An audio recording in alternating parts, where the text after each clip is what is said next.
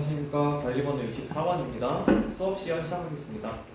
자, 여러분들 이번 시간에 우리 비평문에 대해서 한번 다뤄볼까 해요. 자, 여러분 비평문 하면 뭐 어떤 것들이 떠오를까요? 비평문이란 단어 하면은 어떤 것이 떠오르는지 한번 말해볼 친구 있을까요? 아, 네, 우리 가람이. 네, 우리 가람이는 비평문 하니까 약간 그 우리 영화 같은 거 많이 보면은 그 리뷰 같은 거 많이 보잖아요. 거기에 보면은 이제 블로그로 해가지고 사람들이 막 여러 가지 영화에 대해서 비평하고 감상하고 이런 글들이 많이 떠올랐다고 하네요. 아, 맞아요. 그 이런 비평문도 사실 비평문의 한 유형인데 여러분들이 많이 생각하기에 여러분들이 많이 접할 법한 비평문으로는 이런 어떠한 예술 작품을 보고 나서의 그 감상과 그거에 대해서 평가하는 그러한 비평문을 많이 봤을 것 같아요. 근데 사실 비평문이라고 하는 게 굳이 이렇게 예술적인 영역에만 한정되는 개념은 아니에요. 사실 여러분들 신문 같은 거 보면은 뒤에 사설이라고 되어 있고 여러 가지 뭐 칼럼 같은 것도 되어 있고 이런 형식들 많이 봤었죠. 사실 그런 것들도 어떻게 보면 하나의 비평문이라고 얘기를 할 수 있거든요. 그래서 이렇게 어떤 우리 사회에 있는 어떤 시사적인 이슈, 사회적인 현안에 대해서 그거에 대한 자신의 생각을 표현하는 것도 하나의 비평문이라고 할 수 있습니다. 그래서 여러분들 오늘 이번 시간에는 그러한 여러 가지 비평문 중에서도 특히 이런 시사적인 현안과 관련된 비평문을 좀 다뤄볼까 해요. 그래서 오늘 학습 목표는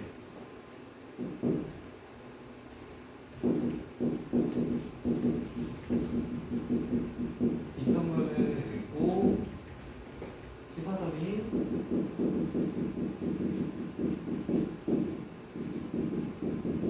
현안 및 쟁점과 관점을 펴보겠다.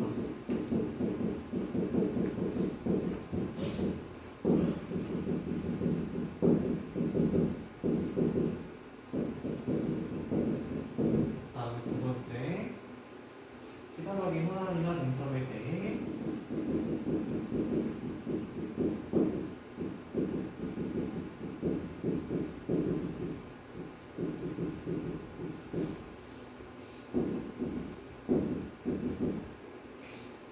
자신의 관점을 표현할 수 있다.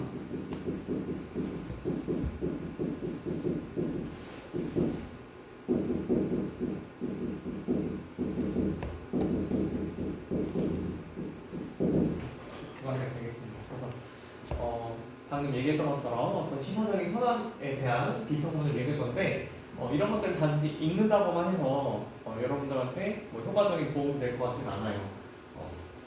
여러 사람들의 의견을 다양하게 살펴보는 것도 물론 도움이 되겠지만 그걸 무비판적으로 수용하는 거는 이렇게 여러분들한테 긍정적인 영향을 줄 것 같지는 않기 때문에 더해서 그러한 다양한 관점들을 살펴보면서 이것에 대한 여러분들만의 생각을 정립해 보는 것까지 이번 시간에 다뤄볼게요.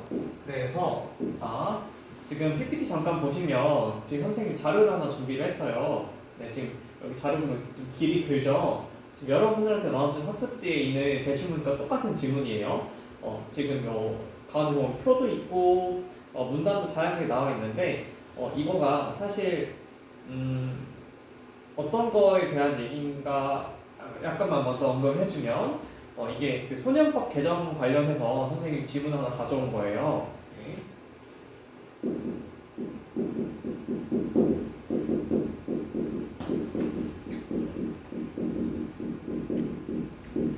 네, 이 소년법 개정을 가지고 다뤄온 문제인데 이런 현안과 관련해서 지금 두 가지 대립되는 관점이 나오고 있는 그러한 글이라고 보시면 됩니다. 그래서 이 글에 대해서 지금부터 이제 모든 분들과 같이 읽어보면서 여기서 구체적으로 각 입장이 어떤 근거를 들어서 이 소년법 개정에 대해서 어떤 목소리를 내고 있는지를 한번 파악해보는 활동을 할 거예요. 근데 선생님 좀 읽기 편하라고 쟁점을 두 가지로 갖고 왔거든요.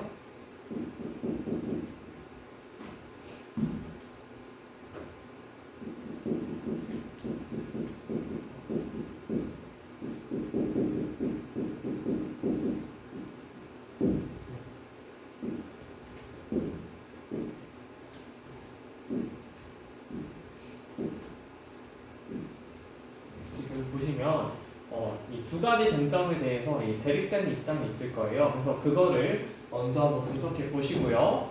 그러고 나서 이러한 쟁점들을 분석한 필자가 궁극적으로는 어떤 요구를 하고 있는지, 필자가 어떤 의견을 제시하고 있는 것까지 마지막에 정리를 해보시면 좋을 것 같습니다.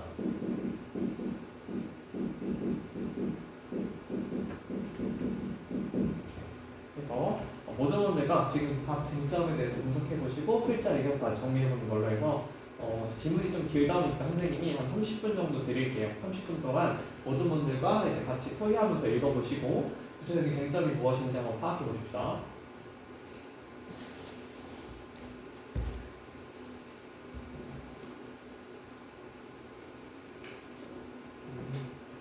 쟁점이 하나인 것 같다고. 근데 이거를 조금만 더 분석적으로 읽어보면 지금 통계서를 밑에 그러하다부터 선거 개정에 대해 반대하는 목소리가 적지 않다라고 하는 문단 보이죠. 거기서 보면 처음에는 이거를 낮춰야 한다라고 하고 어떤 범죄 심리학자 교수 얘기가 나오고 그 다음에 기대 교수의 말이 나오고 있죠. 각각의 두 교수가 말하고 있는 포인트가 조금은 좀 다를 수가 있어서 그 각각의 포인트를 중심으로 해서 이제 그 밑에 있는 문단과 대립을 해서 분석을 해보면 이게 구체적으로 어떤 쟁점으로 어떤 입장을 가지고 있는지를 효과적으로 파악할 수 있을 것 같아요.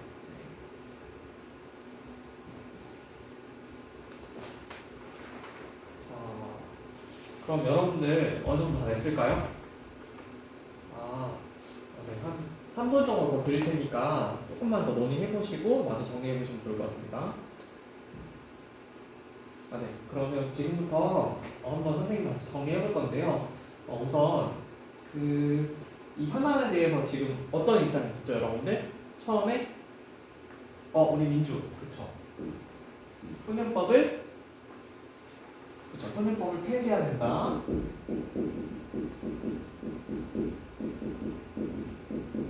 네. 그러고 또 다른 입장에서 어떤 게 있었죠? 그쵸? 우리 재영이가 얘기한 것처럼 촉법소년의 기준을 촉법소년의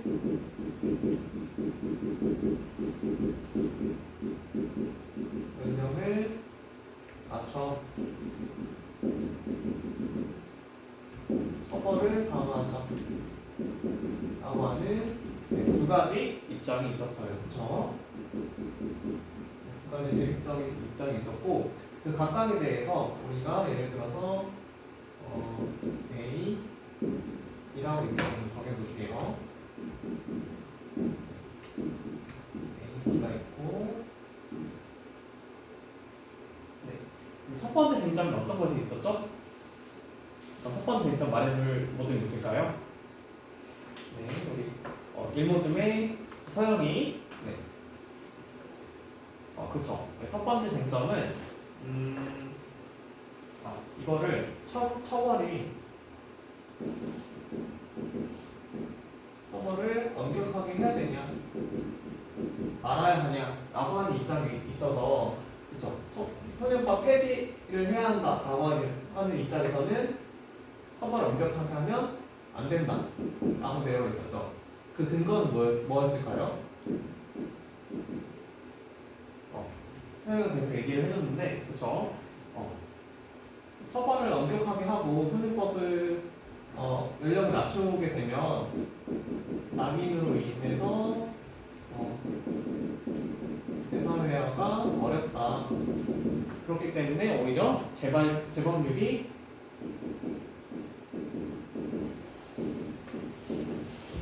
올라갈 것이다 라고 얘기를 하고 있었어요. 그쵸? 그렇다면 그 반대 입장에서는 B의 입장에서는 어떤 얘기가 나왔었죠?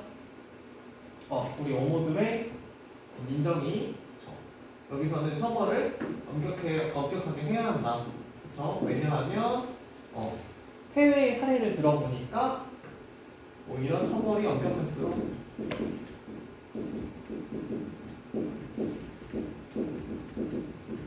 재범률이 떨어지더라 라고 얘기를 하고 있었어요. 그쵸? 잘 얘기를 해줬고요. 그렇다면 두 번째 쟁점에 대해서는 어떤 내용이 있었죠? 두 번째 쟁점 파악한 모둠 있을까요? 네, 이 모둠의 여기 주어 주어가 얘기를 해주니까 저걸 얘기했네요. 그 미성년자가 과연 미성년자의 판단력에 대해서 얘기를 하고 있었다. 그쵸.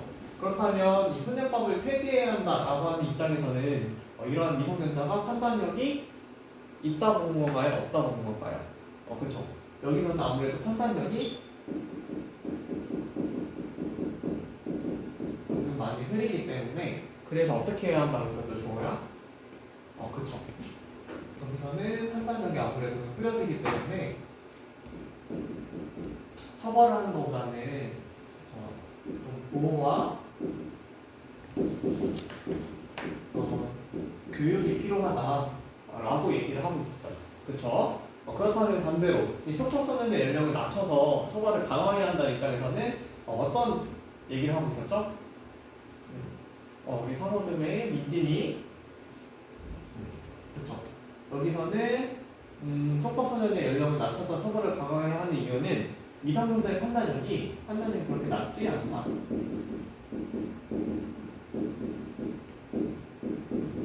따라서 낮춰도 좋다. 라고 하는 입장을 제시를 하고 있었어요. 그쵸? 네, 그렇다면 이런 지금 쟁점별로 얘기를 정리를 해봤는데 그 부분에 대해서 우리 필자 의견은 어떻게 되어 있었죠? 그쵸? 마지막에는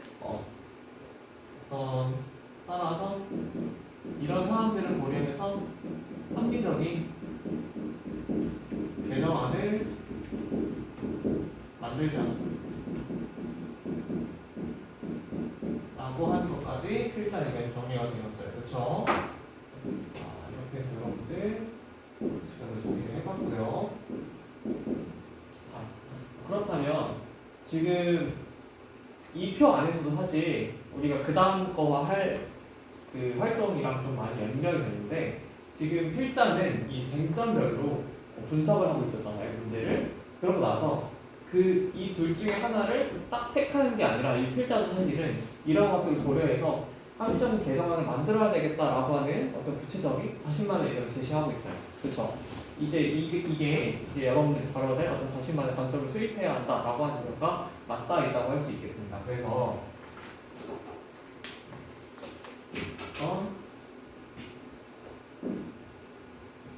일단은 궁극적으로는 자신만의 관점을 수립했다. 그래서 여러분들도 이렇게 하는 게 중요할 건데요. 그래서 지금부터는 이제 여러분들이 이거를 분석을 해봤으니까 이걸 바탕으로 우리가 자신만의 관점을 수립하려면 일단 이 각각의 입장이 과연 타당한지부터 분석을 해봐야 할 거예요. 네. 우리 지금 이전 시간까지 해서 어떤 비판적 읽기에 대해서는 많이들 다뤄봐서 어느 정도 내가 비판적으로 읽으려면 어떻게 해야 될 것인지에 대해서는 다들 알고 있을 거라고 생각을 해요. 비판적 읽기에 대해서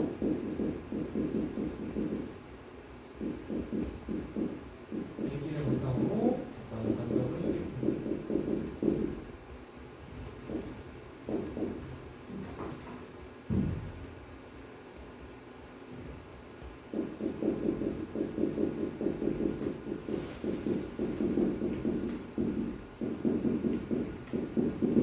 그렇다면 이런 각각의 쟁점에 대해서 여러분들이 좀 읽을 때 고려해야 할 점들이 있다면 어떤 것들이 있을까요? 우리 사모님이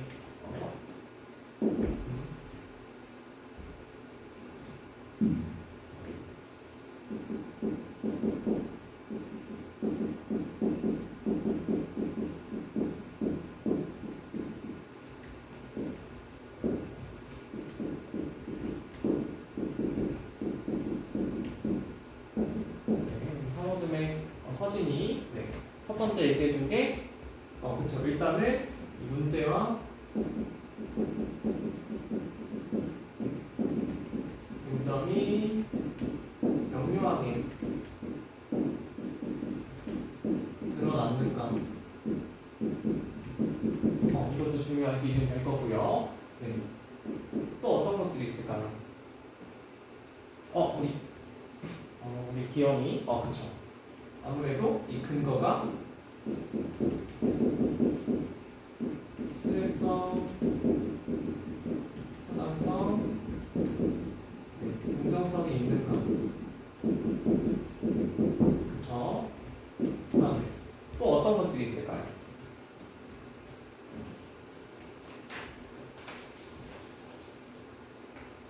그쵸? 아무래도 이거를 읽고 나서 궁극적으로는 뭘 해야 된다고 얘기를 했었죠, 선생님이? 자신만의 관점을 수립을 해야 되는 거니까 그쵸. 우리 가랑이가 다시 또 좋은 얘기 해줬는데 비평문을 읽을 때는 단순히 뭐 이런적으로 수용하는 게 아니라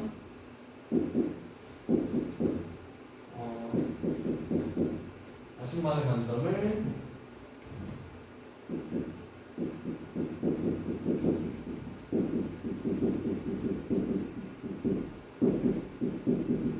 객관적으로 재구성한다.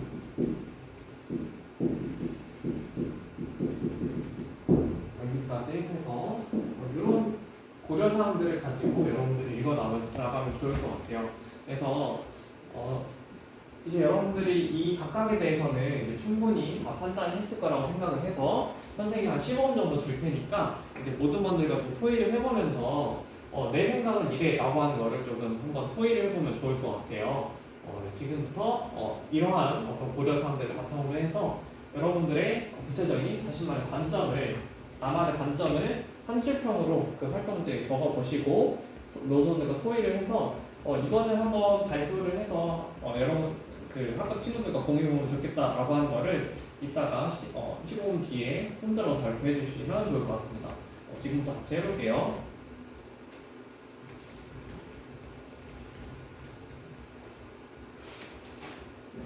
일단 두 얘기를 판단을 해보시고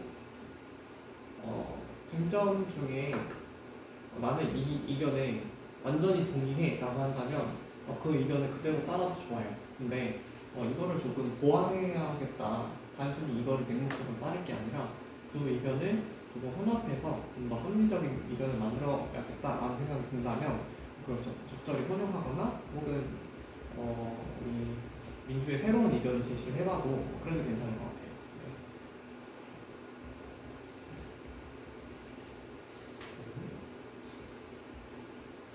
자, 여러분들 어느 정도 다 됐을까요? 네, 그러면 지금부터 여러분들이 어떤 생각을 좀 제시를 해봤는지 한번 얘기를 들어볼게요. 혹시 먼저 얘기해 줄 친구 있을까요? 우리 창엽이.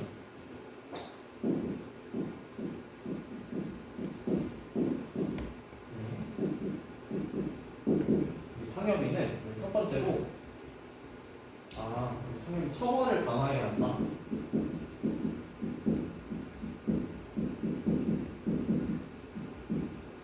처벌을 강화해야 한다. 하지만 기준은 낮추지 않아야 한다라고 얘기를 해줬네. 그럼 창엽이는 왜 그러한 얘기를 했는지 한번 이유를 한번 들어볼 수 있을까요? 네. 창엽이는 이게 지나친 연령 저하는 지나친 기준 연령 저하는 여기 나와 있는 이 의견을 조금 사용을 했다고 하네요. 너무 기준을 낮추게 되면 오히려 재사료화가 어려워져서 오히려 재건율을 높일 수 있을 것 같다.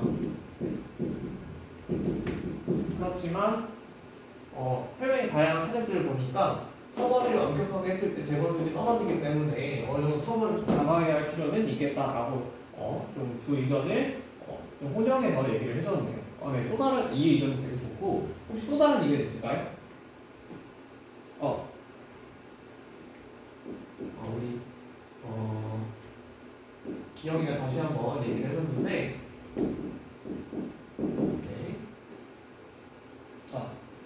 우리 기영이는 또 다르게 이 연령 기준을 좀 낮춰야 한다. 기준은 낮추되 대신에 어떤 교육과 보호할 수 있는 시스템을 구축하자. 왜 그렇게 생각했는지 이유 들어볼 수 있을까요? 우리 기영이는 아무래도 그런 너무 연령을 낮췄을 때 학생들이 그러한 미성년자들 아무래도 판단력이 낮기 때문에 이런 학생들에게 어느 정도 보호하거나 판단력이 미숙하기 때문에 대신에 이런 학생들에게 어떤 교정 혹은 교육 혹은 보호할 수 있는 어떠한 사회 차원의 시스템을 구축하자 이렇게 얘기를 해줬네요. 여러분들 다 되게 창의적인 이야기들을 많이 해준 것 같아서 되게 바람직하게 잘 읽어준 것 같습니다. 오늘 수업 여기까지 하겠습니다.